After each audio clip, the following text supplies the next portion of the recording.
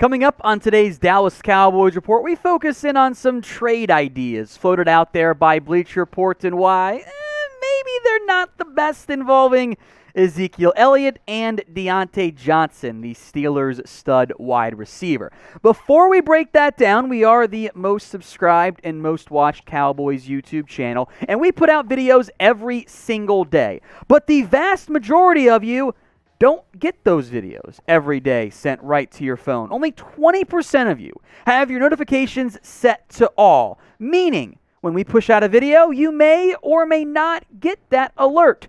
Get that changed. That way you get an alert every single time we push out a Cowboys video every single day. Where you first subscribe, click that bell icon, YouTube defaults you to personalized. Click it again and change it to all. That way you don't miss out on any of our Cowboys videos right here at the Cowboys Report. So Bleacher Report named one thing each NFL team should consider doing before training camp, and their selection was trade away Ezekiel Elliott. Ah, yes, we're doing that again. To be fair, Zeke has not been the 2016 version in years. I would also like to point out that, as we'll go into more in depth in a little bit, the Zeke contract ain't what it's not a good one in the end. Somehow, though, here we go again with the just trade away Zeke idea. It's something we've had more mailbag questions on anything else with the Cowboys Report, but it's not a likely outcome. Here was the pitch from Bleacher Report, who acknowledged immediately, the best idea. You go, whoa, calm down. The Dallas Cowboys should consider trading Ezekiel Elliott. Dallas might not be as good in the running game without Elliott, but their previous approach hasn't gotten them the success they desired. An Elliott trade would create more flexibility for the franchise to operate. We'll come back to the contract side of it here, but Elliott is still a solid player. Hey, before his injury in 2021, he was playing pretty well. And if it weren't for the contract involved, I don't think anyone would be as concerned about Ezekiel Elliott. And the reality is, at minimum, he's going to be a key part of this Cowboys team this year. Because there's Zeke, there's Tony Pollard, who I speak for most Cowboys fans when I say we want to get him the ball more. But beyond Zeke, beyond Pollard, there is a massive unknown at the running back spot. Rico Dowdle's coming off injury. Jaquan Hardy played a little bit. Ryan Nall has 10 career touches. Malik Davis, Aaron Champlin are former undrafted free agents. So we'll spend some time on the why it's unlikely. But in an ideal world, let's say it's a nice happy bubble and it's a utopia, and somebody wants to trade for Ezekiel Elliott, would you do it? Type T for trade or type in K for keep. This is the pinned comment on today's video. So if the ad break comes on YouTube, it's perfect timing. Head down to the comment section. Don't try to kill your fellow Cowboys fans. Type in T for trade and K for keep. I'm going to keep him in really more preference and especially in reality, because it's just there's not going to be a trade. The Cowboys don't want to, and who actually wants to trade for Zeke? I do need him from a team perspective right this second. Elliott's contract is not ideal. If we're being honest, that has not been a good deal the Cowboys gave out relative to production and pay. His cap hit, though, is exceedingly high this year, and there is a reason for that. But yes, you would save a lot of money if you were to trade away Elliott. Here's the problem. If a team were to take on Elliott's contract, they would owe him $12.4 million this year. That is still among the highest top 5 in terms of cap hits this year among the running back position. So Elliott has the largest cap hit of any running back in the NFL this year. If a team trades for him, he's still second.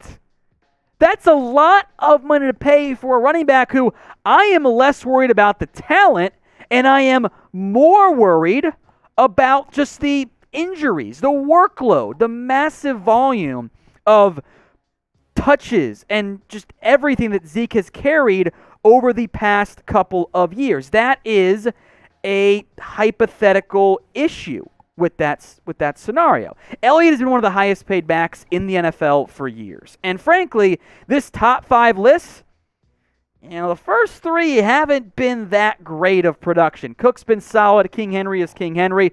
Kamara's facing a 6-game suspension.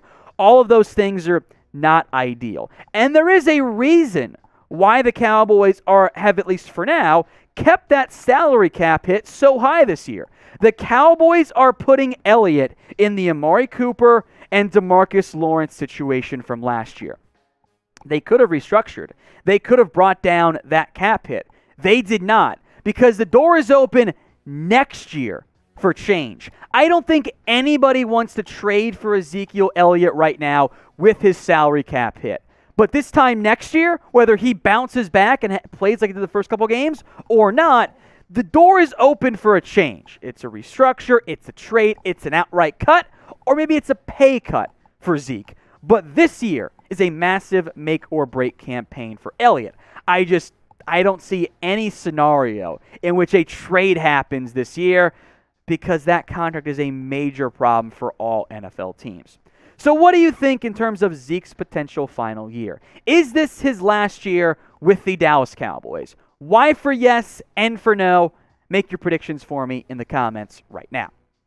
The Cowboys Report is also on Rumble. We are back this week again with Cowboys Report After Hours exclusively on Rumble. And we are still getting our butts kicked by Giants now and the Raiders. We caught some ground on our Raiders channel, but this is America's team. And we're losing to New York, who plays in New Jersey, and Vegas, which is just a gambling town. So let's get that changed. Go follow us for free on Rumble, uncensored videos, Cowboys Report After Hours, and you can play podcast style on your phone, audio only in case you're driving or whatever. Free to follow. The app is free as well. It's rumble.com/CowboysTV. On to our second trade idea today. Bleacher Report did their firework trades because, 4th of July theme. Get it? The Cowboys get Diontae Johnson. The Steelers get a second-round pick. So we'll break down the pros and cons here. But first, gut reaction. Would you do this trade? Type D for deal. You'll send the second for Diontae Johnson. Or type ND for no deal. Sound off for me in the comments section. We'll get to the positives and why there is some semblance of, hey, that could make some sense. But there are some real problems with this idea, the money, the contract stuff involved. Here's what Bleacher Report argued in favor of the trade for Diontae Johnson. Quote, Dallas is talented enough to make a Super Bowl push in the NFC, but could use another veteran receiver to remain in the upper echelon. Dallas has CeeDee Lamb, drafted Jalen Tolbert, and signed Johnson's former teammate James Washington. But a presumed number 2 receiver, Michael Gallup, is coming off a torn ACL. Diontae Johnson is a good player. He is a good quarterback. Or receiver, excuse me. He has not had the best quarterback play in recent years. 2019 production took a step forward in 2020 and again in 2021. That's what you're looking for in an on-the-rise wide receiver. The problems come down to money. The problems come down to just the investment. The Cowboys are somewhat in the market for receiver help, I believe. Gallup should be back in time for around September per Todd Archer or October. We'll see. But what you might have is if you trade for Diontae Johnson, you got to pay him big-time money. More on that in a second. And then you're stuck with Lamb, who's due for a new deal soon, Johnson, Gallup, all getting paid money, and you spent a third-round pick on Jalen Tolbert. So that presents some long-term issues. And if it's a short-term move, you're only keeping him for a year and then letting him leave in free agency, why are you moving a second-round pick? That's way too much for a rental with the way the Cowboys in particular choose to operate. So name a wide receiver who you want to add via trade or free agency. Could be a cheaper name, could be a big-time splashy name. Drop one for me, or names if you want to be an overachiever, in the comments right now. The other big reason here is just too much money. The highest paid receivers in the NFL are these 8 names. And Diontae Johnson, I would expect, is going to command $21 to $25 million. Maybe it's 20 if you're lucky. The Cowboys then have to turn around and pay CeeDee Lamb more than that. And remember, they just moved on from Amari Cooper, in part because he was making $20+ million per year. I am not trading a second-round pick for Diontae Johnson. That is simply too much money for me and draft capital for me to give up. I love the player. He's a good football player. But I'm banking on Jalen Tolbert. Gallup's going to come back. I do want receiver help, but that is an overinvestment from a draft perspective in the capital involved and the money involved. From that perspective, I say pass on Diontae Johnson.